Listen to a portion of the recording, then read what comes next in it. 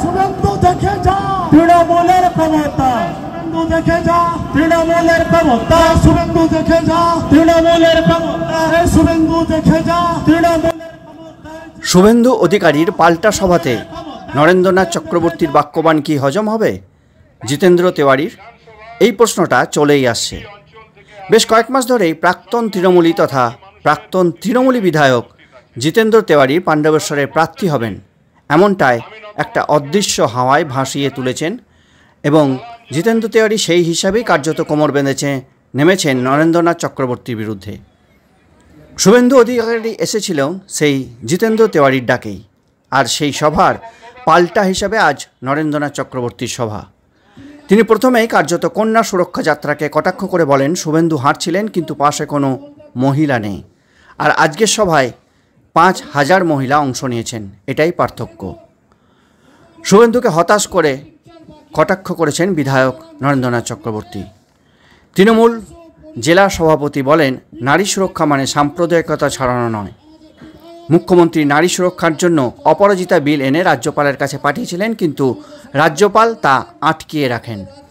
বিধায়ক কার্যত বলেন বাংলায় যে থাকে সেই বাঙালি, বাংলায় হিন্দিভাষী বাঙালির তত্ত্ব তুলে ধরেন তিনি। এরপরে শুভেন্দু সেই পুলিশ কর্তাকে কুকথা বলার প্রসঙ্গ তুলে বলেন আপনি যখন গোগলায় এসেছিলেন, যারা আপনাকে সম্মান দিয়ে নিরাপত্তা দিয়ে এনেছিলেন, আপনি তাদের জিজ্ঞাসা করেছিলেন কোনো অশান্তি হবে না তো? তাদের আপনি অশ্রাব্য ভাষায় গালাগালি করেছেন। তৃণমূল বিধায়ক নরেন্দ্রনাথ জিতেন্দ্র তেওয়ারির নাম না করে বলেন আপনার সাথে যিনি হাঁটছিলেন তিনি লোহা চুরি, কয়লা চুরি, বালি চুরির জন্য ডিগবাজি দিয়ে আপনাদের দলে গেছেন। এসআইআর প্রসঙ্গে তিনি বিরোধী দলনেতাকে কটাক্ষ করে বলেন আপনি বলেছেন এসআইআর হবেই, তাতে তো আপনাদেরই বিধায়ক মণ্ডল সভাপতি তাহলে কোথায় যাবেন? আগে ঘর সামলান, পরে তা অন্য কিছু ভাববেন। নাম না করে তিনি বিজেপি নেতা জিতেন্দ্র তেওয়ারিকে কটাক্ষ করে বলেন 4.5 বছর আগ্রা দিল্লি ঘুরে বেড়া এলাম, আর ভোট পাখি হয়ে এখন গরিবের মশিয়া সে যে কম্বল দিচ্ছেন। কিন্তু মনে রাখবেন যে মমতা বন্দ্যোপাধ্যায়ের সঙ্গে বেইমানি করতে পারে, সে আপনাদের সাথেও বেইমানি করবে। শুভেন্দুকে কটাক্ষ করে তৃণমূল জেলা সভাপতি বলেন 1 রাউন্ড আগেই পালিয়ে গিয়েছিল আর হার স্বীকার করে বলেছিল দাদা আমি হেরে গেছি, তারপরে আবার কোর্টে গিয়েছিল, ভোটেও হারিয়েছি, কোর্টেও হারিয়েছি। এরপরেই চ্যালেঞ্জ ছুড়ে বলেন ও কত মরদ আমার জানা আছে। মমতা বন্দ্যোপাধ্যায় ওর যখন নাম ঘোষণা করেছিল তখন ভয়ে পাণ্ডবেশ্বর আসতে পারেনি, পুলিশকে দিয়ে বলেছিল বসতে চাই। তিনি চ্যালেঞ্জ ছুড়ে বলেন আমরা হারাবো আবার, আর ভোঁতা মুখে ঝামা ঘষে ফেরত পাঠাবো। আপনার কথাতেই সবাই বুঝতে পেরে গেছে ভবিষ্যৎ, তাই আজ 87 জন জয়েন করলো বিজেপি থেকে। ইতিমধ্যে প্রায় 200 বিজেপির কর্মী আমাদের বিভিন্ন নেতার সঙ্গে যোগাযোগ করছেন তৃণমূলে যোগদান করার জন্য।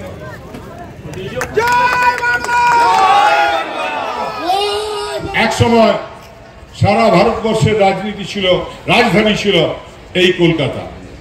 তাই বাংলার মানুষ, বাংলার মাটি, বাংলার আকাশ বাতাস শিক্ষা দেয় যে বাংলা হলো সর্বধর্ম সমন্বয়ের জায়গা, বাংলার সেই রামকৃষ্ণ পরমহংসদেবের জায়গা, যেখানে তিনি বলে গেছেন যত মত তত পথ। তাই বাংলা হলো স্বামী বিবেকানন্দের বাংলা, যিনি সারা পৃথিবীর মানুষকে হিন্দুত্ব কি সেটা দেখিয়েছিলেন। আর আমাদের নেতৃত্ব বলেন, আমরাও বলি যে বাংলায় যে থাকে সেই বাঙালি, বাংলায় যিনি বাস করেন তিনি বাঙালি। আমাদের বিডি বিশ্বকর্মা আছে, আমার খুব ঘনিষ্ঠ বন্ধু। বিডি হিন্দিতে কথা বলে, বিডি হলো হিন্দি ভাষী বাঙালি। আমি বাংলায় কথা বলি, আমি বাংলা ভাষী বাঙালি। আমরা কিন্তু সবাই বাঙালি। তাই বাংলার লড়াই, বাংলার প্রতিটি মানুষের লড়াই, বাংলার লড়াই মমতা বন্দ্যোপাধ্যায়ের লড়াই, বাংলার লড়াই অভিষেক ব্যানার্জির নেতৃত্বে লড়াই। তাই বন্ধু, গতকাল এখানে একটা নারী সুরক্ষা মিছিল করেছিলেন মাননীয় সম্মানীয় বিরোধী দলনেতা শুভেন্দু অধিকারীর নেতৃত্বে। শুভেন্দুবাবু এসেছিলেন, আমাকে একজন জিজ্ঞেস করছিল সাংবাদিক যে আপনারা কি কালো পতাকা দেখাবেন? আমি কেন? কালো পতাকা কেন দেখাতে যাব? কি দায় পড়েছে? মানুষ কথা বলবে। আজ এই মানুষের জমায়েত প্রমাণ করে দিয়েছে কালো পতাকা দেখাবার দরকার নাই। আমার হৃদয়ে মমতা, আমার মননে মমতা, আমার স্বপনে মমতা, বাংলার উন্নয়নে মমতা। তাই তো যারা বলে যান, যারা বিরোধী দলনেতা, যিনি মন্ত্রী সমতুল্য মর্যাদা পান, তিনি বারংবার মমতা বন্দ্যোপাধ্যায় মন্ত্রিসভায় প্রাক্তন মন্ত্রী ছিলেন। খুব দুঃখ লাগে যখন প্রকাশ্যে জনসভায় দাঁড়িয়ে তিনি মাননীয় নগরপালকে, আমি শব্দটা উচ্চারণ করতে আমার ঘৃণা হয়, কারণ সেই রক্তে আমার জন্ম নয়, যিনি বরাহনন্দন বলে সম্বোধিত করেন, তাকে বলি যে আপনি যে কাল গোগলায় এসেছিলেন, আপনাকে হুটার বাজিয়ে যারা নিয়ে এসেছিল তাদেরকে আপনি গালি দিচ্ছেন। আপনি যাদিকে দুর্গাপুরে নেমে জিজ্ঞেস করছিলেন কোন অশান্তি হবে না তো, তারা কিন্তু সেই মানুষ যারা আপনাকে সম্মান দিয়ে, আপনাকে পাহারা দিয়ে আপনাকে এখানে মিটিং করিয়ে নিয়ে বাড়ি ফিরিয়ে দিয়েছে। বন্ধু, নিজের পরিচয় মানুষকে দিতে হয় না, ব্যবহারিক পরিচয়। বিরোধী দলনেতার বিরুদ্ধে রাস্তায় নেমে বলেছে যে তুমি এটা অন্যায় করেছ। যে মানুষটাকে ফ্রাস্ট্রেটেড হয়ে গেছে, যে মানুষটা কখন কি বলছে ঠিক নাই, তো তিনি কি লড়াই দেবেন? তিনি যদি ভেবে থাকেন যে বাংলার গরিব মানুষের মাথার ছাদ আটকে দিয়ে তিনি রাজনীতি করবেন, আরে দাদা, এর নাম মমতা বন্দ্যোপাধ্যায়। আর বাংলার প্রতিটি বাড়িতে বাড়িতে লক্ষ লক্ষ মমতা বন্দ্যোপাধ্যায় বসে আছেন। আপনি নারী সুরক্ষা জন্য কালকে পদযাত্রা করলেন, আমি তো দেখলাম সাকুল্যে একজন নারী আপনার সঙ্গে হাঁটছে। আর আজকে দেখুন, যদি 10,000 লোক মিছিল করে এসেছে, অন্তত 5,000 মহিলা নারী সুরক্ষার জন্য এসেছে। আসল যদি নারী সুরক্ষা কেউ দেন, তার নাম মমতা বন্দ্যোপাধ্যায়। নারী সুরক্ষা মানে অশান্তি করা নয়, নারী সুরক্ষা মানে উস্কে দিয়ে সাম্প্রদায়িকতার দাঙ্গা ছড়ানো নয়। মমতা বন্দ্যোপাধ্যায় বাপের বেটি, তাই যেদিন আর্চিকরের ঘটনা হয়েছিল, প্রথম মাঠে নেমেছিলেন মমতা বন্দ্যোপাধ্যায়। প্রথম রাজপথে ভারতবর্ষের ইতিহাসে যিনি মুখ্যমন্ত্রী হেঁটেছিলেন, তার নাম মমতা বন্দ্যোপাধ্যায়। আর আমরা সবাই মিলে যারা বিধানসভায় থাকি, যারা বিধায়ক, তারা নারী সুরক্ষার জন্য আর্চিকরের ঘটনার প্রতিবাদে অপরাজিতা বিল এনেছিলাম। এই বিল কি জানেন? দিনের পর দিন এই বিলে লেখা আছে যে দেরি করা যাবে না। যিনি মহিলার উপর অত্যাচার করবেন, যিনি ধর্ষণ করবেন, সেই ধর্ষণকারীর একমাত্র শাস্তি হলো ফাঁসি। তাই মমতা বন্দ্যোপাধ্যায় অপরাজিতা বিল এনে রাজ্যপালের কাছে পাঠিয়েছেন। আরেক বিধায়ক প্রাক্তন বিধায়ককে নিয়ে হাঁটছিলেন, তিনি তো লোহা চুরি, কয়লা চুরি, বালি চুরির জন্য ডিগবাজি দিয়ে আপনাদের দলে সাবানে ওয়াশ হতে চলে গেছে। তো এই তো আপনাদের সঙ্গী সাথী। আপনি বলে গেছেন এসআইআর হতে দেবেন না, এই এসআইআর করবেনই। अरे करुण ना भाई, किसका बाजू में कितना दाम देखा जाएगा। प्रथमे घर सामलान, আপনার এক বিধায়কের নাম ভোটার লিস্টে তার বাবার নাম নেই, তার কি হবে শুভেন্দু বাবু? আপনার এক এমপি, তার পুরো পরিবার বাংলাদেশে থাকে, তাকে স্বরাষ্ট্রমন্ত্রী করে দিয়েছেন, তার কি হবে শুভেন্দু বাবু? আরে আগে ঘর সামলান। বাংলার মানুষের জন্য মমতা বন্দ্যোপাধ্যায় আছেন, শয়নে আছেন, স্বপনে আছেন। ঘর আটকেছেন, মমতা বন্দ্যোপাধ্যায় বাংলার মানুষকে 12.5 লাখের বেশি মানুষকে মাথার ছাদ তৈরি করে দিচ্ছে। দাঁড়ান দাঁড়ান, আরো 18 লক্ষ মানুষের ঘর তৈরি হবে, কেউ আটকাতে পারবে না। আপনারা সবাই মিলে, আরে আপনাদের তো 70টা এমএলএ ছিল, মানুষ তো 70 জন মানুষকে নির্বাচিত করেছিল বিধানসভায়। আপনাদের তো 12 জন এমপি আছে আপনাদের, তাদেরকেও তো মানুষ নির্বাচিত করেছেন। তো জনপ্রতিনিধি হিসেবে আপনাদের এই মানুষগুলোর প্রতি দায়বদ্ধতা নেই? এটা ঠিক বলেছেন যে নিজের পরিচয় আপনারা আপনাদের ব্যবহারে দিয়ে দিয়েছেন। আপনারা গরিব মানুষের মাথার ছাদ আটকে দিচ্ছেন। আপনারা গরিব মানুষের, মমতা বন্দ্যোপাধ্যায়ের স্বপ্ন বাড়িতে বাড়িতে কলের জল, সেই টাকা আটকে দিয়েছেন। আপনারা রাস্তার টাকা আটকে দিয়েছেন। ফেডারেল সিস্টেমে কিন্তু রাজ্যের টাকা, শেষ রয়্যালটির থেকে ইনকাম ট্যাক্স, সেল ট্যাক্সের টাকা আপনারা নিয়ে যে রাজ্যের ভাগের টাকা দেন, আপনার বাপের টাকার থেকে টাকা দেন না।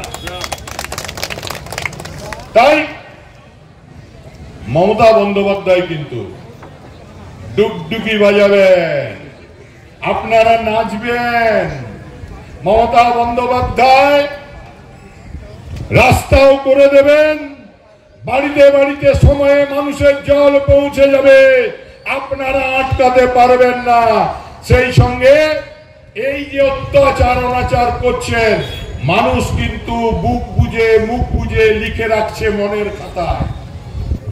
এর জবাব আগামী লোকসভা নির্বাচনে আপনারা যতই করুন, যতই সিঁদুরের কাহিনী দেখিয়ে প্রধানমন্ত্রী সাহেব মিলিটারি পোশাক পরে সভায় এসে মাননীয় সেনাবাহিনীর কৃতিত্ব নিজের দিকে টানার চেষ্টা করুন, জনতা সব জানতা হ্যায়।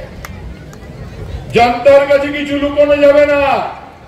তাই শুভেন্দু বাবু, গোগলার মাটিতে দাঁড়িয়ে বলে যাচ্ছি, এই লোকসভা কত মার্জিন ছিল রে? লোকসভাতে 6500 ছিল, গোগলা অঞ্চলে বিধানসভায় সেটা 8000 হবে। কি হবে তো? কি হবে তো? এটাই আপনাকে গোগলার মানুষের জবাব হবে। তাই বন্ধু,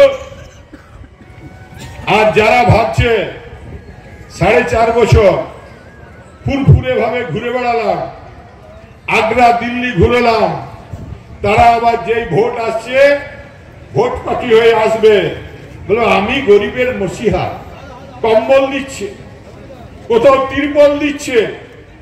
আমি বলছি আপনাদিকে, যে মানুষটা মমতা বন্দ্যোপাধ্যায়ের সঙ্গে বেইমানি করেছে, বড় বড় কথা বলছে না, কালকে শুভেন্দু অধিকারী বলে গেছে যে 2টোর পর নাকি 2021-এ আমরা নাকি সব দিকে পোলিং এজেন্ট দিকে উঠিয়ে দিয়ে ভোটটা জিতে গেছি।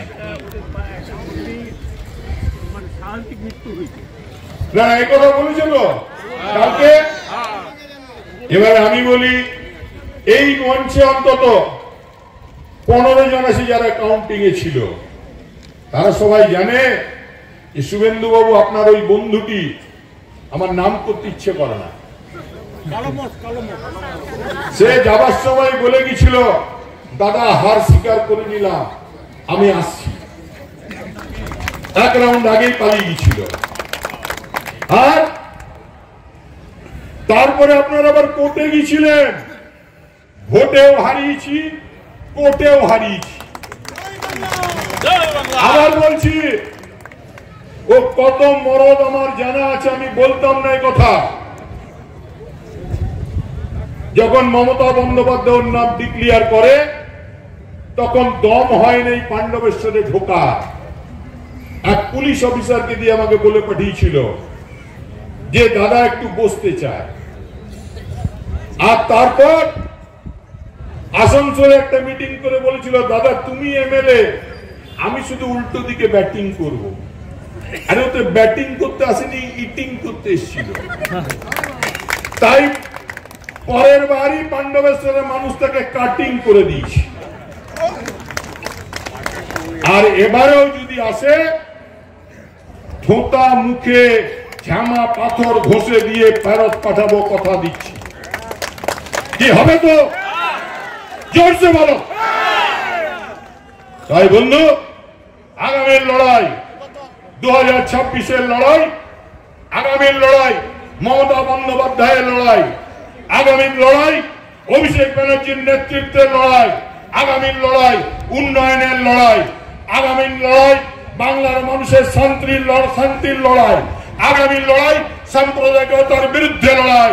তাই জোট বাঁধো, তৈরি হও, উত্তিষ্ঠিত জাগ্রত প্রাপ্যপরাণ্যে বৌধিত, ওঠো জাগো, লড়াইয়ের জন্য প্রস্তুত হও। মাটি প্রস্তুত, মমতা বন্দ্যোপাধ্যায় ডাক দিয়েছেন, আর দেরি নয়, আয় গো তোরা, লড়াইয়ের পতাকা হাতে তুলে নিয়ে এই সাম্প্রদায়িক শক্তিকে শুধু বাংলা থেকে নয়, দিল্লি থেকেও এদের বাক্সবন্দি করে মমতা বন্দ্যোপাধ্যায়ের নেতৃত্বে আরব সাগরের জলে ফেলে দেওয়া পর্যন্ত মমতা বন্দ্যোপাধ্যায় বলবেন, আমি বিদ্রোহী রণক্লান্ত, আমি সেই দিন হব শান্ত, যাবে উৎপীড়িতের প্রাণদণ্ড আকাশে বাতাসে ধরে। তাই মমতা বন্দ্যোপাধ্যায়ের নেতৃত্বের জন্য সারা ভারতবর্ষ অপেক্ষা করে আছে। আজ সারা ভারতবর্ষে ভোটার লিস্টে কারচুপি করে জেতার জন্য যারা ভাবছে, তাদের বলি, বাংলায় কিন্তু প্রতিটা পাড়ায় পাড়ায় তৃণমূল কংগ্রেসের সংগ্রামী বন্ধুরা পাহারা দিচ্ছেন। ভোটার লিস্ট পাহারা দেবে, বুথ পাহারা দেবে, ভোটার পাহারা দেবে, কোথাও ঢোকার স্থান নেই। আপনাদের কিন্তু 2021-এর চেয়েও আরো বেশি আসন নিয়ে মমতা বন্দ্যোপাধ্যায় বাংলায় চতুর্থবারের জন্য মুখ্যমন্ত্রী হবেন। তাই বলছি যে বাংলায় এই লড়াই আজকের থেকে সবাই শপথ নিন। আপনারা সবাই যে মানুষটার কথা শুনতে এসছেন, যাকে প্রতিদিন টিভিতে সবাই দেখেন, আমিও দেখি, যখনই শুনি যে আজ দেবাংশু বলবে, সেদিন কোনো প্রোগ্রাম রাখি না, দেবাংশুর কথা শুনি। আমি আর সময় নেব না, দেবাংশুকে মাইক দেবো। বন্দে মাতরম, জয় হিন্দ, বন্দে মাতরম, মমতা ব্যানার্জি জিন্দাবাদ, অভিষেক মিছিল এবং এই জনসভা কিভাবে সম্ভব তৃণমূল কংগ্রেস? একটা বেইমান এসেছিল কলকাতা থেকে, একটা গাদ্দার এসেছিল আসানসোল থেকে। তৃণমূল কংগ্রেসে যারা সৈনিক, মমতা বন্দ্যোপাধ্যায়ের সৈনিক, তারা মেনে নিতে পারবে। তাই 24 ঘন্টার মধ্যে আমাদের পশ্চিম বর্ধমান জেলা তৃণমূল কংগ্রেসের সভাপতি পাণ্ডবেশ্বর বিধানসভা বিধায়ক নরেন্দ্রনাথ চক্রবর্তীর নির্দেশে তারা বাড়ি বাড়ি নিজেরা বেরিয়েছে। বাংলাকে যারা অপমান করছে, বাংলার ভাষাকে যারা অপমান করছে, বাংলার মানুষ যে অন্য রাজ্যে কাজ করতে যাচ্ছে, তাদের যে উপর যে অত্যাচার করছে, বাংলার ভাষাকে সদ্যেন অপমান করছে, তার জন্য প্রত্যেকটি মানুষ দুর্গাপুর, ফরিদপুর ব্লক এবং পাণ্ডবেশ্বর ব্লক এবং গোগলা অঞ্চলে যারা তৃণমূল কংগ্রেস করেন, তারা বেরিয়েছিলেন জবাব দেওয়ার জন্য। কারণ কালকে যে দুজন, একজন বেঈমান, একজন গাদ্দার এসেছিল, গোগলা অঞ্চলের মাটিটাকে অপবিত্র করে দিয়ে গিয়েছিল। তাই এই 10,000 মানুষ বেরিয়ে নরেন চক্রবর্তী, দেবাংশু দাকে নিয়ে, আমাদের 2 ব্লকের সভাপতিকে নিয়ে আজকে আমাদের গোগলা অঞ্চলের মাটি পবিত্র হল। কালকে শুভেন্দু অধিকারী আপনার নাম সাথে অনেক তৃণমূল নেতার নাম নিয়েছিলেন, কি বলবেন? দেখুন, কালকে অনেক তৃণমূল কংগ্রেসের নেতার নাম নিয়েছে শুভেন্দু অধিকারী। কালকে পুরো মঞ্চটাতে যারা বসেছিলেন বিজেপির নেতারা, তারা আগামী দিনে মমতা বন্দ্যোপাধ্যায় দল করেছিলেন। কালকে বড় বড় কথা বলছিল, ইডি আর সিবিআইয়ের ভয়ে কয়লার বালির লোহার টাকা ওই দুজনাতে কামাচ্ছে, তার জন্য বিজেপিতে যোগদান করেছেন। আর আমাদের নিয়ে বলেছেন তদন্ত করুক, আমরা মমতা বন্দ্যোপাধ্যায়ের সৈনিক বাটি। কালকে ওনাদের স্টেজে যে সকল নেতারা বসেছিল না, প্রত্যেকটা কিন্তু মাফিয়া বসেছিল। কেউ কয়লা চোর, কেউ লোহা চোর বা বালি চোর। আর আসল কয়লা চোর তো আসানসোলের বিজেপি নেতা, ওনার মুখে মানায় না। তো বিরোধী দলনেতাকে বলছি, হুগলা অঞ্চল, পাণ্ডবেশ্বর বিধানসভা, দুর্গাপুর, ফরিদপুর ব্লক তৃণমূলের শক্ত ঘাঁটি। এটা মমতা বন্দ্যোপাধ্যায়ের তৃণমূলের ঘাঁটি, অভিষেক বন্দ্যোপাধ্যায়ের ঘাঁটি আর নরেন চক্রবর্তীর ঘাঁটি। সেটা দেখতে পাবেন 2026 বিধানসভা নির্বাচনে। দুর্গাপুর, ফরিদপুর ব্লক তৃণমূল কংগ্রেসের সভাপতি শতদ্বীপের নেতৃত্বে গোগলা অঞ্চল থেকে আজকে বিধায়ক বলে গেলেন, উনি তো 8 বলে গেলেন, 9000 ভোটের লিড দিয়ে আমরা দেখাবো যে এটা তৃণমূলের। উদ্দেশ্য একটাই, তৃণমূল কংগ্রেস সবসময় সজাগ, মানুষের পাশে থাকে, মানুষের নিয়ে চিন্তা ভাবনা করে। কারণ আমরা যার নেতৃত্বে আমরা সবসময় সজাগ, সেটা হচ্ছে আমাদের মাননীয় মুখ্যমন্ত্রী মমতা ব্যানার্জির নেতৃত্বে আমরা সবসময় সজাগ। আর যিনি আমাদের দলের ক্যাপ্টেন, উনি তো সবসময় আমাদেরকে বার্তা দিয়েছেন। আমাদের বিধায়ক মাননীয় নরেন্দ্রনাথ চক্রবর্তী, উনি সবসময় আমাদেরকে সজাগ রাখেন এবং আমাদের প্রতিটি বুথ থেকে শুরু করে জেলা স্তর থেকে শুরু করে আমাদের যে দুটো ব্লকের যারা নেতৃত্ব আছে সবসময় প্রস্তুত যে মানুষকে কিভাবে তার পরিষেবা দিতে হয়, মানুষের জন্য যেভাবে কীভাবে পাশে দাঁড়াতে হয়, তার জন্য আমরা সবসময় আছি। আর কিছু দল আছে যারা 4.5 বছর ধরে তাদেরকে দেখতে পাওয়া যায় না, এখন তাদের ঠিকানা পাওয়া যাচ্ছে এই অঞ্চলে এবং বিভিন্ন পাণ্ডবেশ্বর বিধানসভা বলুন বা আমাদের পশ্চিম বর্ধমানের বিভিন্ন বিধানসভাতে তাদেরকে ঠিকানাতে দেখা যাচ্ছে। হয়তো তাদের এখন ডেলি প্যাসেঞ্জারির সময় এসছে, তারা ডেলি প্যাসেঞ্জারি করবে। আমরা আমাদের বুথকে সজাগ করে রাখবো, আমরা প্রস্তুত। তার এই প্রমাণ আজকে প্রায় 10,000 লোক নিয়ে পড়ে আমরা তার মিছিল করেছি।